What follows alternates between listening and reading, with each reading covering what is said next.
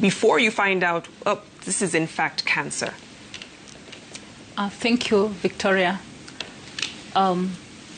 Different cancers have different presentations. Some you can be able to tell outrightly, but most of the times, depending on the level of suspicion, the clinicians and the nurses are likely to miss out.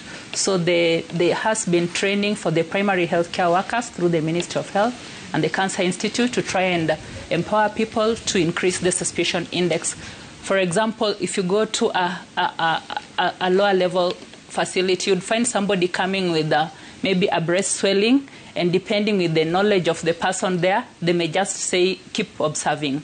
And so that, of course, you need to find out what is the age of the person. Have they been able to do some form of cancer screening?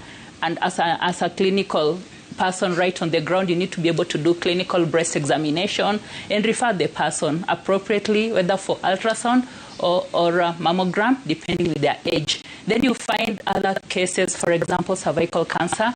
They might be coming with abnormal vaginal bleeding. You find it's a woman who is postmenopausal and suddenly they get to have bleeding. It's a cause of concern.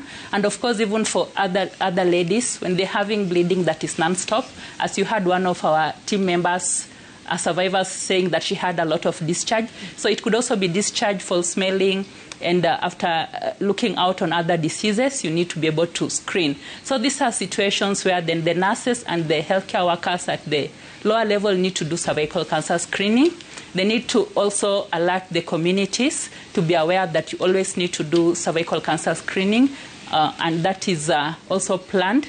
And then we have some cancers that we are not able to tell exactly, like prostate cancer, we are not able to do mass screening. But again, we need to inform the men that they need to be aware should they have change in urination, like suddenly you're going frequency in urination at night, and maybe some slowness in the pressure on how the urine should be released, then it's something worth taking note of, and they need to go and get screened, and they need to go and see their doctor for a PSA, and then they can also do the digital rectal examination. Okay. So each cancer has a different presentation, and more so it even becomes more diverse when it comes to children, because then they may not have a specific presentation. And we have to leave it there, Roselyne. We'll definitely come back. We have plenty of time to get into those details, but we're heading into a break. No, bila shaka tutakuwa na wataalamu wetu hapa, Daktari Noel Orata, Daktari Gladys Mwango, na vile vile Daktari Catherine Nyongesa na hata Roselyne Okumu kutuarifu mengi. Ikiwa una swali, ikiwa unataka kuzungumzia swala ambalo wataalamu watatusaidia kuweza kuelewa, ikiwa kuna